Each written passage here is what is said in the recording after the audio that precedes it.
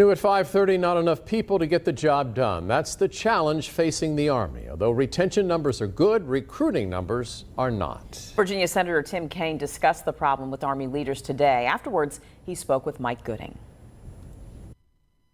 All of the military branches are struggling, but the Army especially so when it comes to recruiting. Talent! Come ABC News reports that the situation is dire, with some Army leaders predicting that the service will fall about 10,000 soldiers short of meeting its projected end strength goal by the September 30th end of the 2022 fiscal year. Among the reasons, the pandemic having limited in-person recruiting for the last 2 years, low civilian unemployment rates nationally, and the strenuous academic and physical fitness requirements for recruits to get into the Army in the first place. Our people are critical to our readiness, but recruiting motivated, fit, and academically proficient men and women continues to be a challenge. Virginia Senator Tim Kaine met Monday with Army Training and Doctrine Command leaders at Fort Eustis to discuss recruiting. He says he is concerned about the recruiting shortfall's impact on overall readiness. Of course I am. So I'm chair of the Readiness Subcommittee, so I do worry about this. But Kaine believes the problem is temporary. Hopefully, as we clear more of this COVID hangover, I expect it's going to come back. Mike Gooding, 13 News Now. One thing that could help is innovative pilot initiatives like the Future Soldier Preparatory Course program. That's being tested out in South Carolina. The goal is to help Army recruits overcome academic and physical challenges, giving them an extra 90 days to meet or exceed the entrance standards. U.S. military politicization and the retention and recruiting disaster is increasing war risk. Well, welcome back to the Rob Maness Show live, and we're now on Patriot TV. And welcome back to our X Spaces live simulcast audience. We got you over there, Shell and Kat? Copy loud and clear, Colonel. All right. Well, this from the Epic Times, quote, retired Army officer says he was barred from publicly recognizing woke policies that are harming recruitment. The Pentagon is aware of how progressive policies are contributing to the U.S. Army's falling short of its recruiting goals, but those on the inside are prohibited from publicly acknowledging this, according to a recently retired Army major. More than a year after replying on behalf of the U.S. Army Recruiting Command, today's guest was responding to an inquiry from the Epoch Times about the Army's recruitment struggles. Retired Major Charles Chase Spears reached out again not long ago, and Mr. Spears wanted to share an unbridled explanation of the state of recruiting in the U.S. Army, which finished 2023 with 55,000 new recruits, significantly short of the 65,000 recruit goal that it had aimed for in the fiscal year. He was barred from speaking about these issues, but Mr. Spears said that he was disappointed and frustrated. He often wondered whether there was an ulterior motive for denying him the ability to share the information. Mr. Spears and his family had planned for him to fulfill a 30-year career like many of us do, but in October of 2022, he chose to retire after 2 decades of service. Well, he's now a doctoral candidate at Kansas State University, and his dissertation is studying the reality of the military as a political entity. Former U.S. Army Recruiting Command spokesman and retired Major Chase Spears is also a signatory of the Declaration of Military Accountability and is my guest today. Chase, welcome to the Rob Maness Show, sir. Hey, thanks so much, Colonel. I'm really excited about being with you today.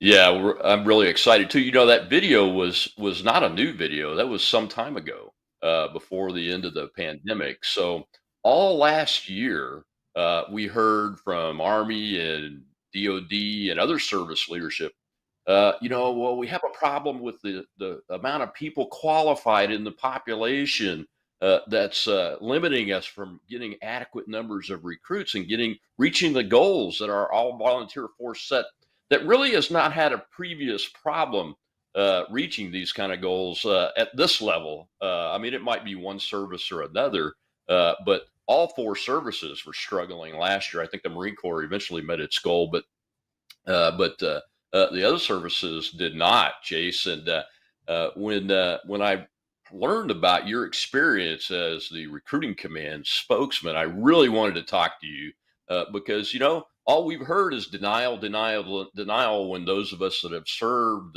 especially, bring up the fact that wokeism, what some people call wokeism, critical race theory, diversity, equity, inclusion, those kinds of policies are really hurting recruiting out there. Uh, but you weren't allowed to talk about that kind of stuff, were you? Unfortunately, not. You've seen it. I've seen it. Many of our fellow Americans have seen it. The fact of the matter is that policy has an impact on whether people want to join the services or not. You, as a veteran, I, as a veteran, we understand that when we join, we literally place our lives in people's hands. We literally raise our right hands and say that we are willing, at potential sacrifice of our lives, to carry out the policies of the United States, hopefully for the benefit of our national security, for our national safety, for our national sovereignty. And when you see now three consecutive Mhm. years of major recruiting shortfalls. We're not talking missing it by 500 here, 1,000 there. Significant shortfalls to the point that the force is actively planning how are they going to shrink, what units are going to go away to cope with this, and to continue to deny that there's a political element to this. It's just absolute madness when it's so obvious to so many other people. Yeah, it is madness. So you haven't been out of the army that long. What were folks on the ground talking about in your circles? I mean, obviously you were in recruiting command, so you had to be listening to what the non-commissioned officers and the recruits, the accessions, were saying about this issue, and probably those that chose not to come in too. I would imagine you get data and information among conversations about that. What were you hearing? It was not a surprise. It was not a secret that one of the many concerns, one of the many reasons that young people had for an apprehension to want to join in the current climate was the reality of the current policies that we are under, was the reality of the current preferences of the chain of command when it comes to political and social issues. This is not a surprise to anyone in the military. The data is out there. The Secretary of Defense himself attends the annual Reagan National Defense Summit. And for the last 2 years, that has been one of the key indicators coming out in their survey of military trust, of showing a precipitous drop in trust. And we're talking drops in trust that are the steepest we have seen since the Vietnam era. We are on a historical scale here. They see that data. They're briefed on that data. They are aware of that data. But the talking points that we were to push out were to absolutely ignore that portion of it. Now, I don't deny that the recruiting issue is a complex issue, that there are a lot of factors at play. I don't deny that there are economic factors at play. I don't deny the fact that there's a worker shortage play. There are all these other things that are put out as part of these statements that are true. And I'm not denying that by any means. But to deny the fact that there is a political element, well, that's the elephant in the room. And my Yeah. contention when I was on the press desk with Recruiting Command was the best way to make the elephant in the room go away is to acknowledge the elephant in the room. Say, we understand that some people have these concerns. We acknowledge some people have these concerns. And then talk about, but we are going to do our best at the local unit level to take care of your soldiers and acknowledge it. But when you don't Yeah. acknowledge the elephant in the room, you just give it more power. And that was the argument I made, but it was a veiled attempt over and over again. And there's a lot of elephants in the room that the leadership, all the way down to the squad leader level, are being told not to acknowledge. And that erodes trust both within the force and outside the force, because these young soldiers, they talk to their parents and their aunts and uncles, brothers and sisters, and their families talk to each other. Well, let's go over to our live audience and take a question from them. We like to engage with our live audience over on X Spaces, and our hostesses are Kat and Shell. Kat, you guys got a question over there? Yeah, you knew I'd have a question. Major, I got a question for you since you just recently separated from the military. Am I right that I have read in some articles that they are talking about reducing recruiting standards where like mental disorders are concerned? And I'm thinking, if that is true, what could possibly go wrong with that scenario?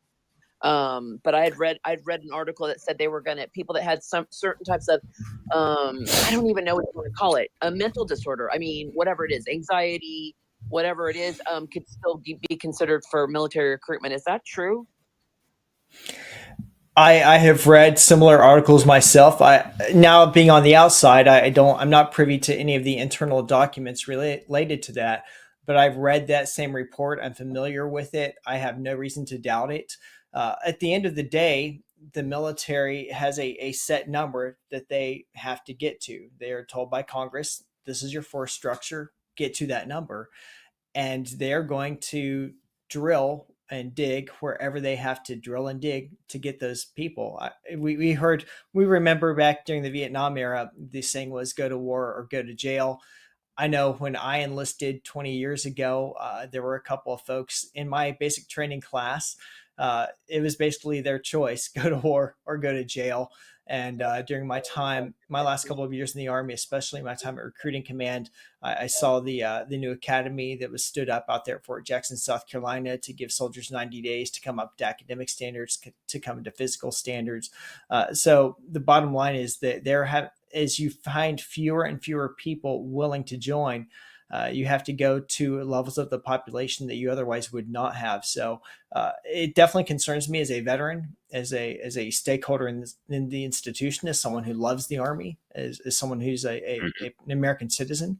It concerns me a lot to think, are we willing to let people who have mental disorders come in and receive military training and put weapons in their hands and trust that everything is going to turn out right? That's a risk I certainly hope we as a nation are not in the need to take. Yeah, that's one of my concerns with the whole transgender issue. It's not unusual, as you've pointed out, Chase, that we have requirements that you have to meet to be qualified to serve. We have blanket requirements that apply across the board, whether you're a man, woman, or whatever, and not being on medications that tax the logistics system, being susceptible to anxiety, being susceptible to mental breakdowns, and those kinds of things is something that you have to be able to be qualified is what it should be.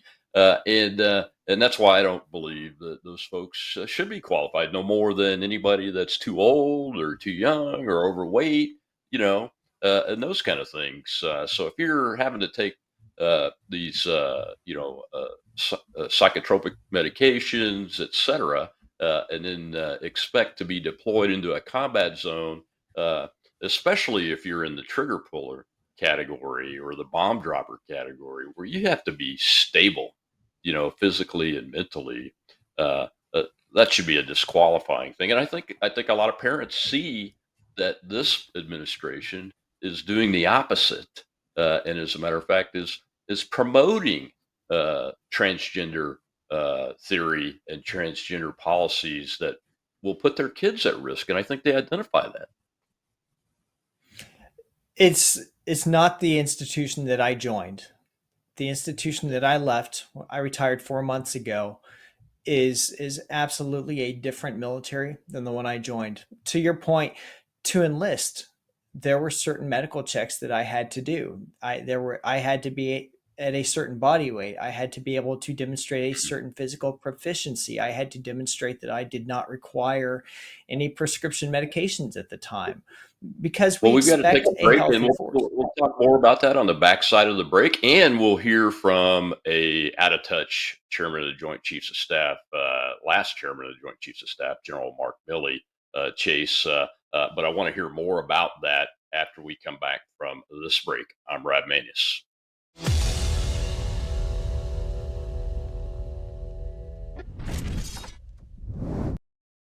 The world is about to shift. Banks are going cashless globally with the emergence of central bank digital currency. which will bring with it programmable money and the ability to turn on or off your purchasing power based on your digital social profile. It's like the equivalent of spyware in your bank account. You need to get out of the system with the world's safest and most private assets, silver and gold. Call Kirk Elliott, PhD at 877-547-5743. That's 877-KIRK-PhD.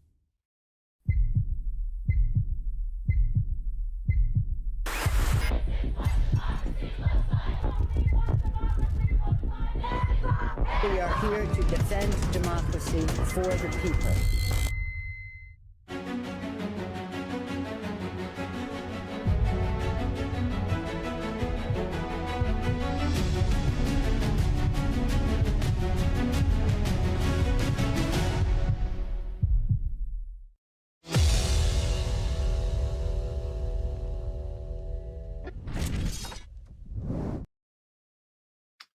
Welcome back to the Rob Maness Show. Go ahead and run clip 2, Mr. Producer.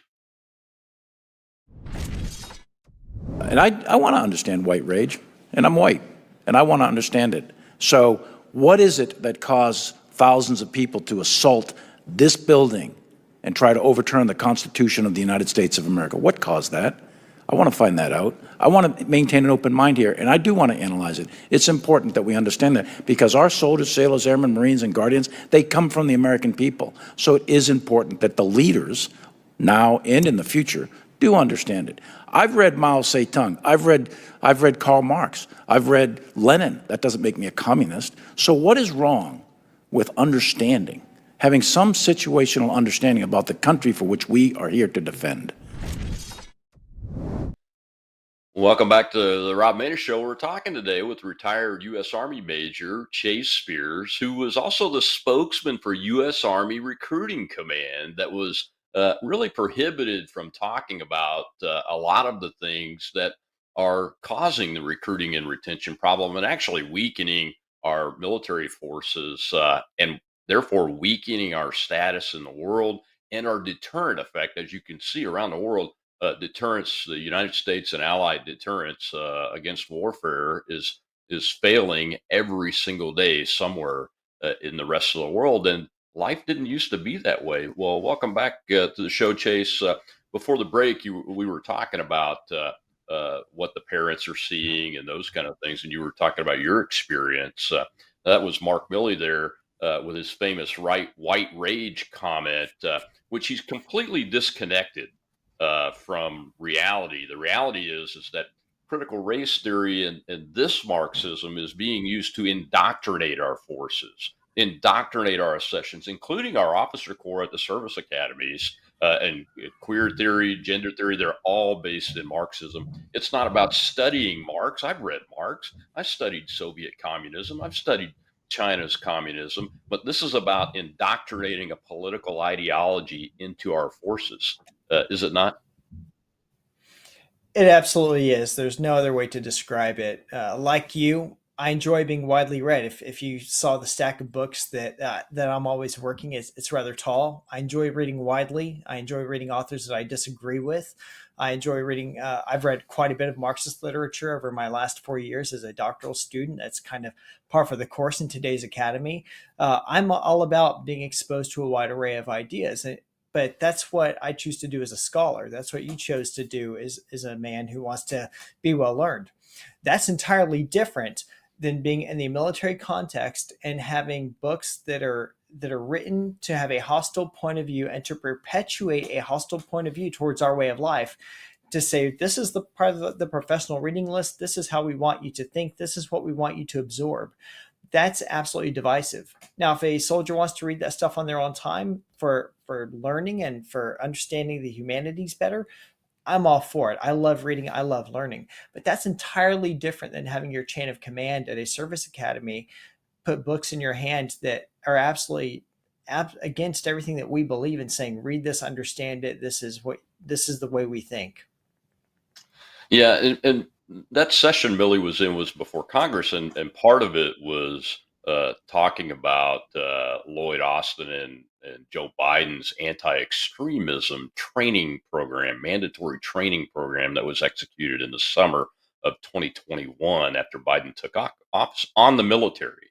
It was part of that discussion, and we just learned in a report just days ago, I think, that in 2018, white recruiting for white Americans was at about 44,000, a little bit over 44,000, but in 2023, that has dropped to just over 25,000, almost 50%. And folks, you should keep in mind that the majority of the folks that sign up to be what I call trigger pullers or bomb droppers, the people that meet the enemy at the point of the spear with weapons, and their job is to seek out and destroy America's enemies or die trying, quite frankly. That cohort is white males. About 90% of them, most of them are. So this is a dramatically dangerous issue when we look at it from now that we've got these numbers, isn't it, Chase? It absolutely is. Imagine, if you would, we had a 50% drop in blacks enlisting in the force, and Hispanics enlisting in the force, and women enlisting in the force. There would be absolute outrage at the top service levels. There'd be outrage at the congressional level, trying to figure out how did we alienate an entire people group to where they no longer want to associate with the Army. But because it's white men, big whoop. They don't seem to, that doesn't ring an alarm bell, except for the fact that it's a significant slice into their numbers. We had this concept, I'm sure you've heard of it during your time in the Air Force, called the Southern Smile. And the idea is, when you look at these states from Appalachia working their way down south, across the Gulf Coast area into Texas, that's kind of the Southern Smile, where most recruits come from. They're mostly conservative, very patriotic. That's been the majority of the recruiting base for the last several decades. Well, in the last few years, we've had senior military leaders say, we want to get away from that. I sat in a room my last about 2 years before I retired, and I had a general officer say out loud, we need to get away from recruiting those Southern people because they don't look like America.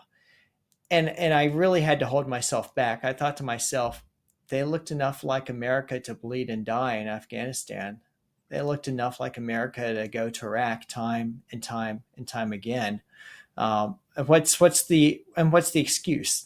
Well, the only logical conclusion one can come to is that there's a political factor at play here, to where the current ruling elite class wants the military to look very different. They want to transform it, and they make no bones about it. Yeah, that's something I read this week too. I'm from a multi-generational military service family. It goes back to July of 1775 on my dad's side, and every generation has volunteered to serve, not drafted, but volunteered in at least one of the services during that time, up to today, including 3 of my 4 sons have volunteered to serve, and my 4th son, I refuse to recruit him. I'm not going to recruit him, even though he would make a great soldier, airman, sailor, Marine, or whatever they call the Space Force people, guardians or Coast Guardsmen. I just refuse to recruit him under this cloud. When the reason why male recruiting, and it's a white male problem, because 16% of the force is women. So this problem is a white male problem. And one of the reasons Millie was having to answer questions about that extremism training is because it targeted white males. My 3rd son, who was on active duty at the time, was a brand new staff sergeant, shift leader on the night shift in maintenance on the flight line. And he had to take his men and women through an exercise that in the end clearly showed physically that white males were more privileged than everybody else in the unit because of a required training exercise and everything. And, he left active duty within 6 months of having to give that training. And I encouraged him to leave because I was shocked by that. And it's weakening our force, though, Chase. I mentioned that most of the trigger pullers and bomb droppers are white men. And it's not that women can't do it or other folks can't do the job. I'm sure anybody that's physically and mentally qualified ought to be able to compete for those jobs. It's just that women are built different, quite frankly, and they're not necessarily the best physically, especially physically, to do those jobs. So they don't get into them, even though many of them probably try. I know they do. I mean, my best combat pilots in my last combat deployment as a flying squadron commander were women. The top two combat co-pilots were women in my squadron, and because they could do the job, and it just really, quite frankly, when you stop recruiting the cohort and you tell the cohort that provides you those numbers that you need in order to be a ready fighting force to defend America, you're intentionally damaging our readiness and our deterrent effect around the world. And the bad guys see it because they're watching everything. And today they can see almost everything. There's very little you can hide when it comes to culture and the military and those kind of things. So it's just really sad and everything. But what is going to be the change that's needed in order for the services to turn this around? Because I'm cheering for them. I'm rooting for them. I don't want my institution that I served and my dad served and brothers served and all of my dad's family served back to the 1775 to fail. I want it to be strong so that we have a free America that my grandchildren can grow in. Yeah, I'm with you. I love the military. I gave 20 years of my life. I wanted to give a 30 years of my life. That's what my wife and I planned on. We loved what we did. We loved the adventure, but it just became very real to us that this was not going to be a happy place for us long term. That someone who looked like me, who thought like me, was not going to be welcomed among the new diverse ranks of the Biden post-era military. I'm like you. I'm cheering for the military. I want to be able to go out and tell young people it's a great opportunity. I want to go out and tell my kids it's a great opportunity. I have one son who serves in the National Guard, but the rest of my children at this current point in time, I'm not encouraging any of them to go in. And them having watched what my life was like the last couple of years, they have no desire to go in currently. It all starts at the That's top. unfortunate. It does. Yeah. It does. Let's take a question from the live audience real quick before we go to the next break. Go ahead, Kat, Shell. Go ahead, Bill. Yeah, Colonel, I think you guys nailed it on the head, right? You have to be proud of not only the country, right, but proud of the commander in chief and trust in him that he's not going to take you into unnecessary wars and he's not going to put you through the stuff that they see the military being put through now. The thing that really alarmed me was when Dick Durbin said to address this problem on the Senate floor, he proposed to bring in illegals directly into the military. I was interested in what your thoughts were on that.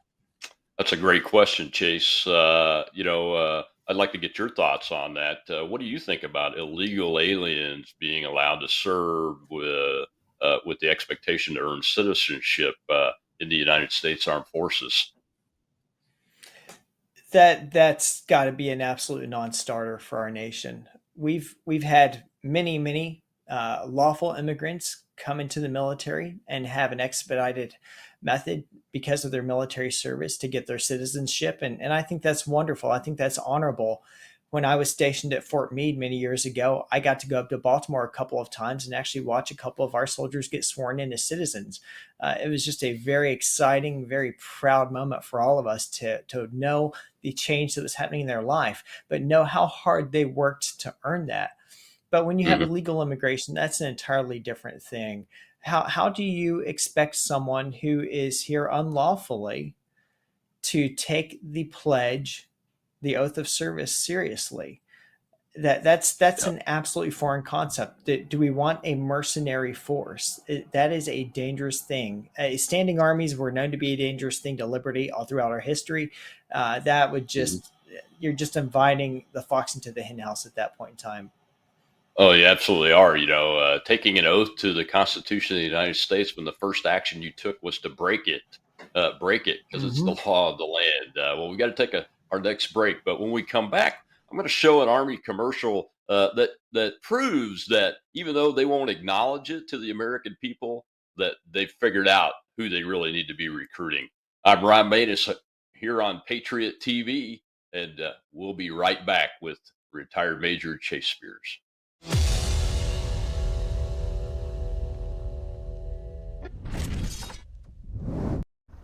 When I grow up, I want to work for a woke company, like super woke. When I grow up, I want to be hired based on what I look like. rather than my skills, I want to be judged By my political beliefs, I want to get promoted. based on my chromosomes, when I grow up. I want to be offended By my coworkers, and walk around the office on eggshells. And have my words policed. By HR, words like Grandfather. peanut gallery, Long time no see. no can do. When I grow up, I want to be obsessed with emotional safety and do workplace sensitivity training all day long. When I grow up, I want to climb the corporate ladder. just by following the crowd. I want to be a conformist. I want to weaponize my pronouns. What are pronouns? It's time to grow up and get back to work. Introducing the #1 woke-free job board in America, redballoon.work.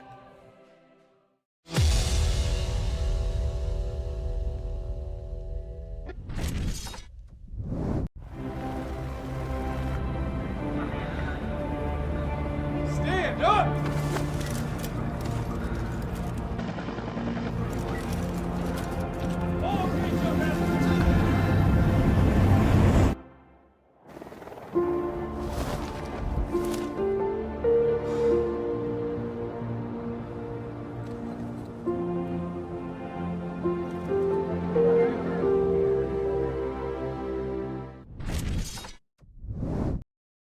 Welcome back to the Rob Maness Show live here on Patriot TV. We're excited because next week we go back to 4 days a week at 4 p.m. Eastern. And what you just watched there was a U.S. Army 30-second recruiting commercial full of white males that are in combat gear, loading up on a helicopter and then jumping out of the helicopter, landing in their parachutes, getting their combat gear together, forming up to go attack an objective, and they're all white men. We're talking with retired U.S. Army Major Chase Spears today, who was the spokesman for the U.S. Army Recruiting Command not too long ago.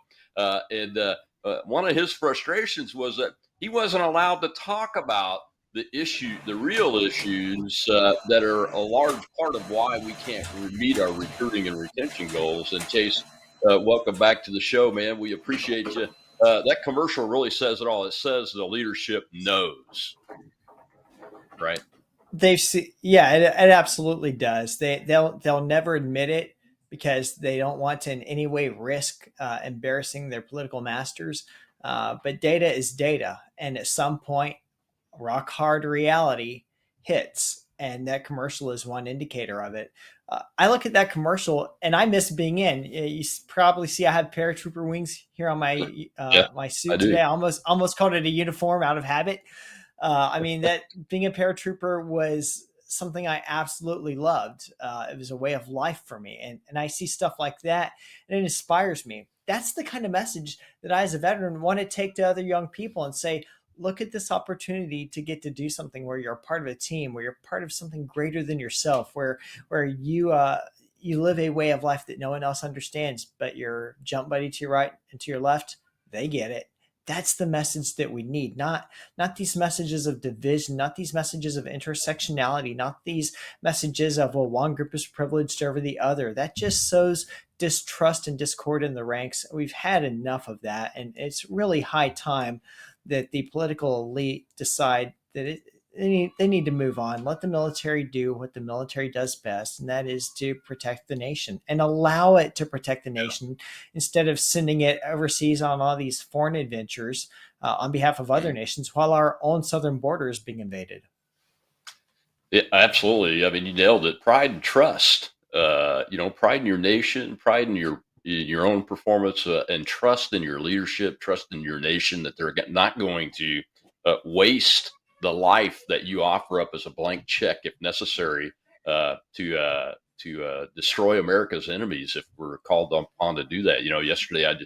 Today I just tweeted out that yesterday was my 44th anniversary of getting my explosive ordnance disposal badge pinned on as an E1 by a big giant Marine Corps first lieutenant that I'd spent a year with, and everything. And that's because it's a huge achievement to be able to accomplish something like that while serving your country and earning the trust of your teammates. And it didn't matter whether that big Cajun lieutenant or the U.S. Marine Corps warrant officer who was a black combat veteran that saved me from failing out of that course, which has a over 50% attrition rate in it.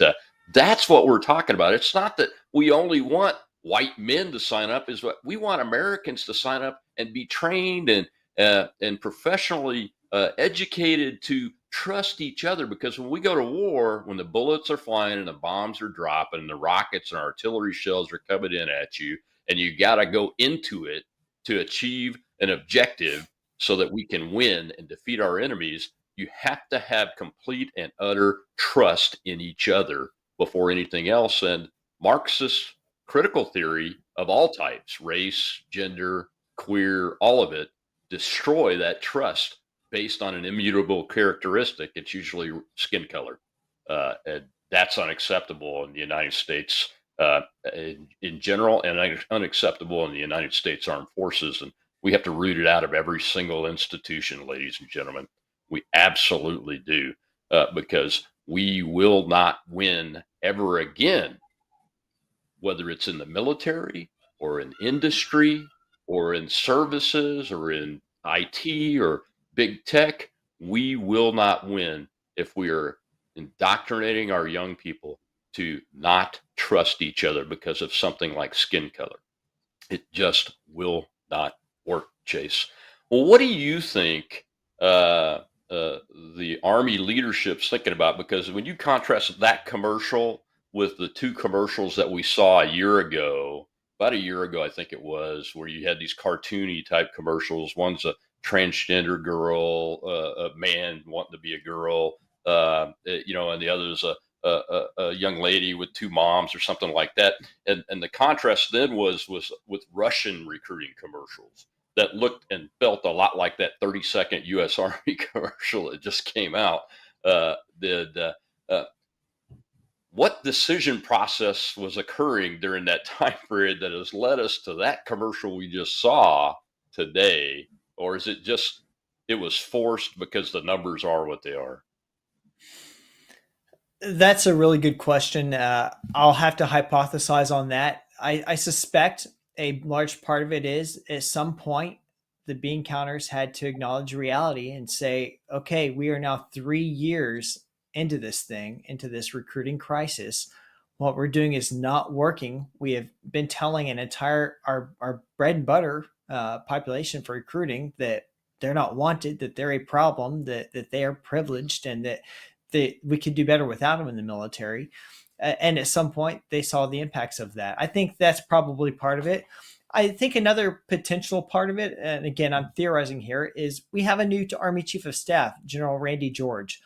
And General George has really been big since he came in from day one about lethality and ability to conduct warfare is the priority of the Army.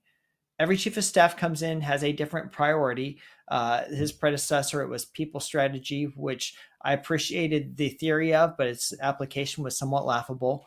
Predecessor before that had a different strategy. General Odierno had stopping sexual assault in the ranks. That was his number one priority. And I remember thinking, well, that's interesting. I mean, I want sexual assault in the ranks to go away entirely too, but we also are supposed to train on war fighting as well.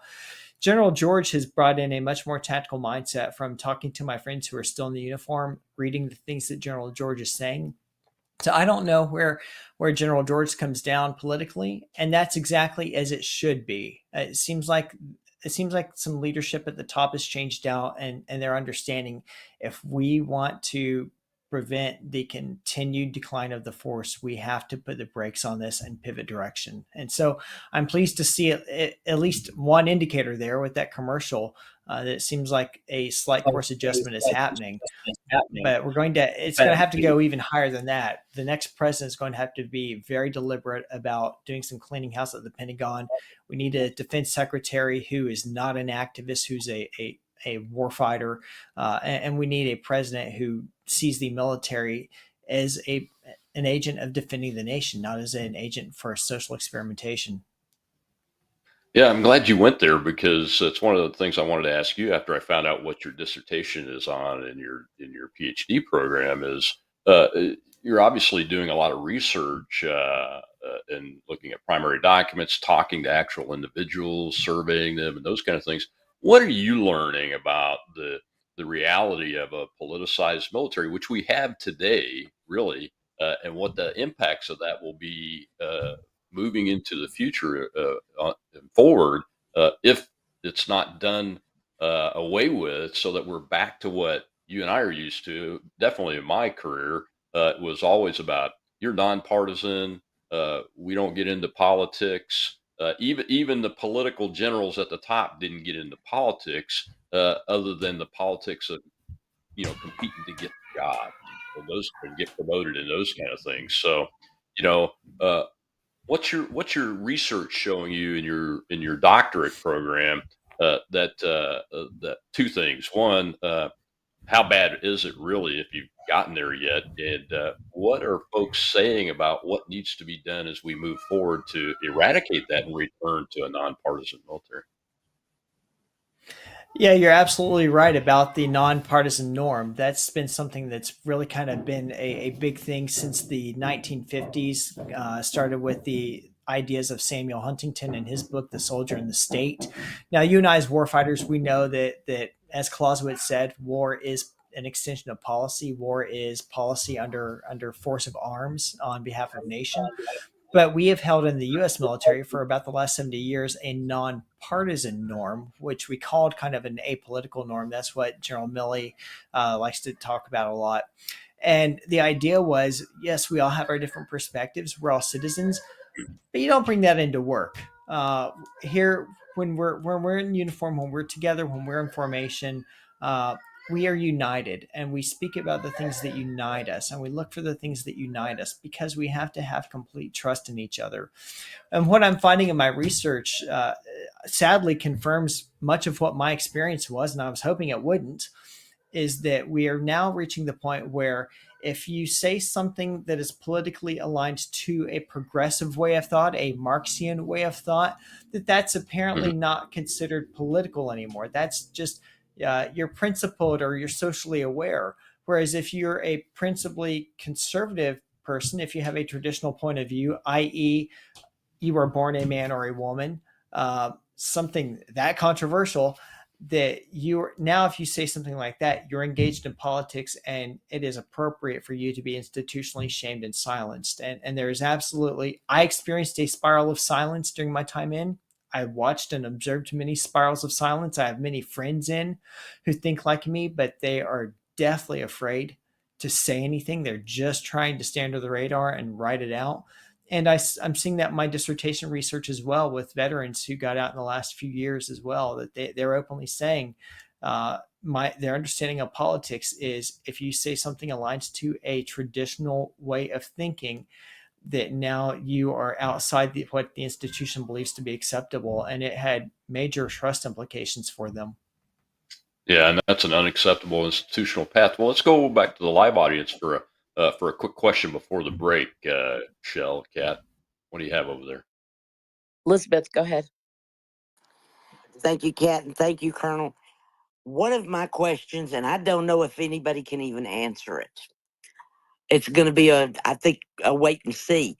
But my question is, do you think if we can get President Trump back into office or somebody that's got more conservative values, do you think that our military can be saved and gotten rid of some of this mental illness that's going on? Well, that's a great question. That's exactly what we were talking about just now, Chase. I mean, you didn't mention it specifically, but I would imagine that if I use the phrase "America is great," I love America, and the words "Make America Great Again" happen to spill out of my mouth, even though those are non-political words. Those are patriotic words. Really, that's the way I see it. If I have a hat on that says that, I see it as a patriotic word, not a partisan or a political word or set of values that that you would get the treatment. Over to you, about 20 seconds before the break. Yeah, you would absolutely get the treatment. To answer the question, I believe the institution can be saved, but it's going to be a long, hard, concerted effort. Personnel is policy, and one of President Trump's biggest mistakes was assuming that the generals were all of traditional thinking and that they all loved the institution and that they were insulated from politics. I hope he's learned that lesson, and if he's reelected, he's got to be forceful in personnel.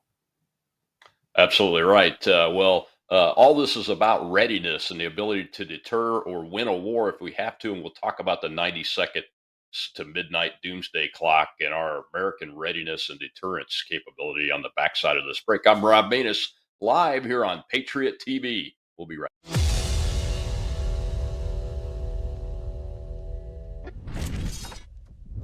What if this happened to you when you're alone? Or what if it happened here? With MedGuard Alert, you're never alone. You can connect with medical professionals anywhere, anytime. And now MedGuard is introducing our exclusive new Care Watch. If you need help quickly, use it from anywhere to contact medical professionals. No cell phone required. The Care Watch is not only a life-saving medical alert device, it's a revolutionary health monitoring system that checks your blood pressure, heart rate, oxygen saturation, and much more. And here's the best part. If you have Medicaid, you may qualify to get your Care Watch for free. The Care Watch is only available through MedGuard Alert. Call us right now. We have monitoring programs starting as low as $1 a day. The call is free, activation is free, shipping is free, and no contract is required. Remember, with Medicaid, you may qualify to get your Care Watch for free. Don't wait. Call us to get your Care Watch right now. Operators are standing by.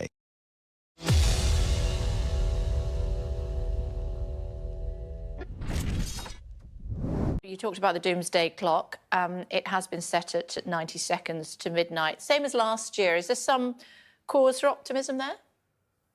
Well, where there is optimism, I think we must grab it. Yeah, certainly it hasn't gone worse. But 90 seconds to midnight, when you think when the Soviet bloc fell down, it was 17 minutes away from midnight.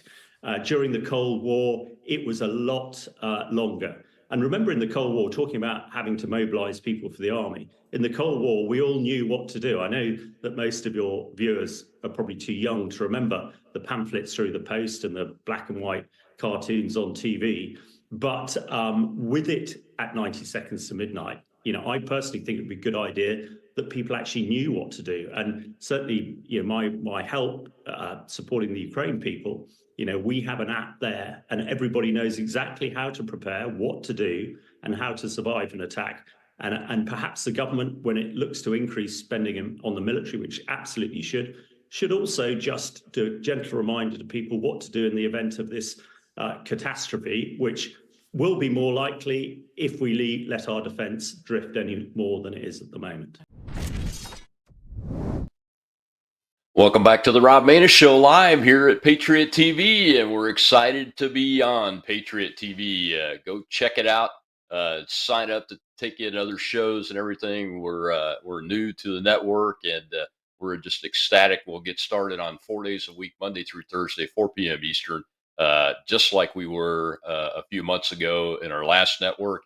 And we want to get new folks on board. So, folks, I know that you've been watching us. The Spaces audience has grown to between 750 and 1,000 per show, and that's fantastic. But let's make it even bigger because, we want to get the facts and the truth out. And what you just saw there was a little piece on the doomsday clock and not being moved any closer than 90 seconds to midnight. But, under the last administration, the doomsday clock was irrelevant. And then a little bit over a year ago, it was restarted and set to 90 seconds to midnight because of the disaster that we're seeing in the world and the failure of American and Western allied deterrence. And we're talking with retired Army Major Chase Spears, who's a former spokesman for the U.S. Army Recruiting Command. Chase, I wanted to devote this last segment to readiness and capability and what this recruiting and retention disaster means to the risk levels of us getting into a World War III, because we're in major wars in two different places, really, in one way or another, in Ukraine and Europe, or in the Middle East, all around the Suez Canal, Red Sea, and the Persian Gulf, and the Mediterranean Sea. Yeah, absolutely, Rob. When you look at human history is marked by conflict. There's always a tribe at war with each other. There's always a state at war with each other. We have been really fortunate to live in a very small historical window in which you had really Western and U.S., primarily U.S. leadership that was able to bring some stability to the world. Now, there were still many, many wars. The bloodiest wars in history happened in the 20th century. But we always hope that eventually coming out of them, we'll reach some point that we're not continuing to have these big wars. And unfortunately, there always will be wars. There always have been. But America was always somewhat of a stabilizing force and at least offered some level of deterrence. There's no doubt that if we had a strong national defense policy, if we had an occupant of the White House who the rest of the world feared and took seriously, the invasion of Ukraine would not have happened. The Hamas attack into Israel would not have happened. But when tyrants sense American weakness, they take advantage of that and they exploit it. And the question we have to ask as Americans is, do we want to continue playing a role in being a stabilizing force in the world? Yes or no? And right now, the answer has clearly been no. And if we are going to allow our military to continue being seen as an agency that should be distrusted, the public should question whether or not to send their sons or daughters, well, that's going to have ripple effects that cause the force to necessarily shrink. If you're only recruiting 60, 70, 80% of the people you need every year, you're going to reach a point in time where, well, you have companies that are only 60, 70, 80% staffed. And that inevitably affects your readiness, and the world notices. And tyrants around the world are watching to see, would America be prepared and would they be willing? And if the answer is no, we're about to see an interesting point of history. Yeah, we are. I mean, and they have some really incriminating data points recently. Like the disaster of the withdrawal in Iraq, in Afghanistan, which some veterans I've heard say was a surrender.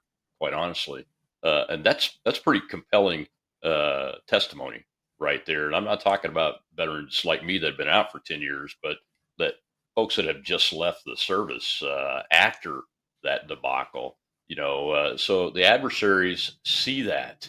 The adversaries see what's happening within our services with the critical theory policies and the indoctrination using Marxism to get our own troops to distrust each other as an innate value of their service in the United States Armed Forces. I almost said team, but I cannot say the words distrust each other and teammates in the same sentence and make it sound like it's logical, because it's illogical. And our adversaries are seeing that too, aren't they?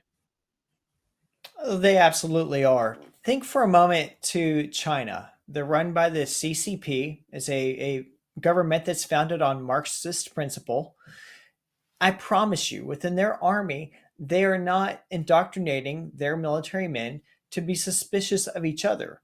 They're indoctrinating their military men to see with a unified vision, so that should the nation of China decide that they want to engage in warfare somewhere at the actual physical level, we know they're engaging in warfare economically and electronically.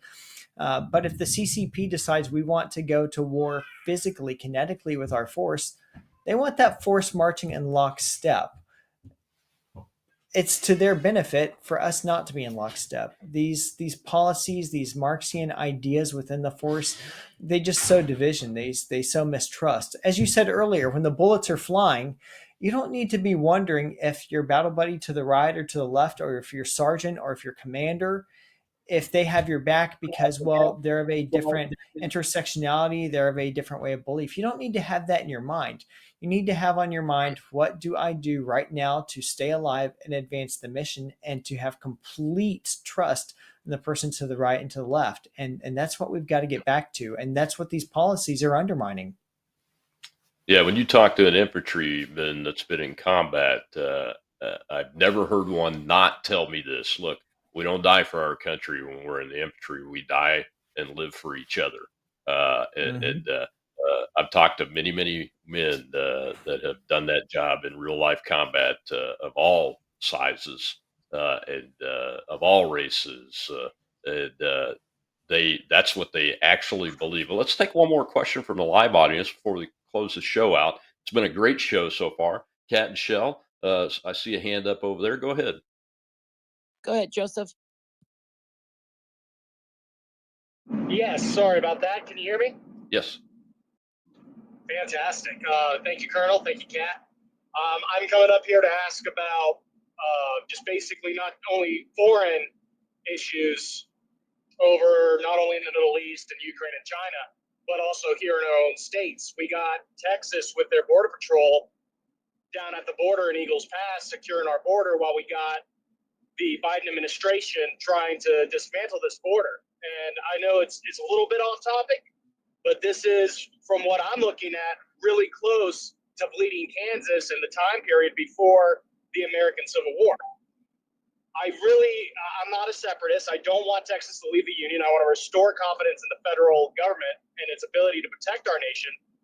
But what are we looking at when it comes to the United States as a federal entity and its operations down at the border, and the National Guard of Texas picking up the slack that the federal government should be doing, and instead they are facilitating and human smuggling and destroying our border, and in my opinion, confidence in the federal government itself. I don't mean to get too off topic, but I think it ties in with readiness of the American people, not only in Texas, but with the rest of the United States, not just with foreign threats, but a domestic threat with civil strife. I'll yield with that.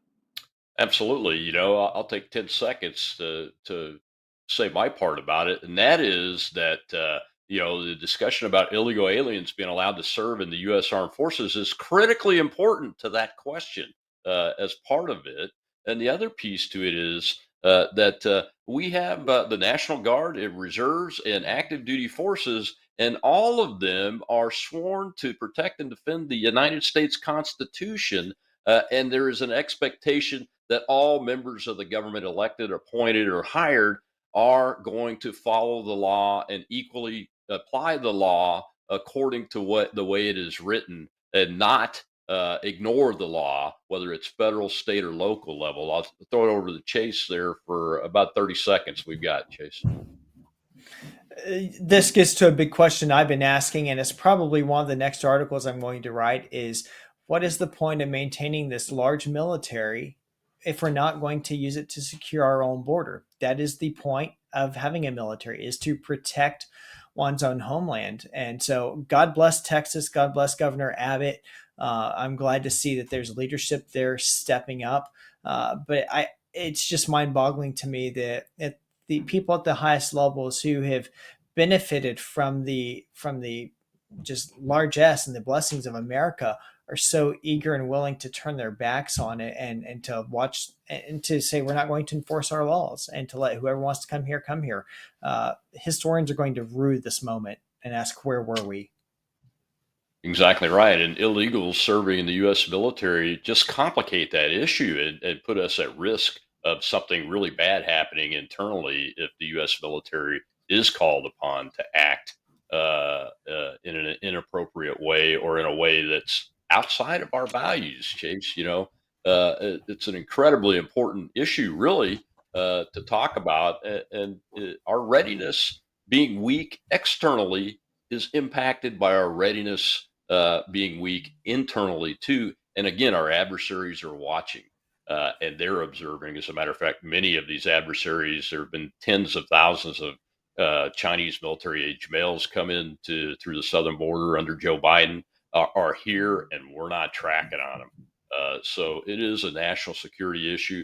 The fact that our compact, the Constitution, the partnership the sovereign states made so long ago together is being broken by the federal government brings an issue up that makes it even more important for us to not be indoctrinating our kids on things like critical race theory, because it throws issues in like slavery from long ago that really don't belong here. And the issue of whether a state has a right to act on its own is one of those issues that was involved in the original Civil War. But we have to be able to talk about those issues outside of the issues that were a big cause of the original American Civil War leading up to the 1860s. You know, the issue of slavery has nothing to do with what's going on today, but the issue of the compact being ignored by the federal government does. And it's the same exact issue I tweeted out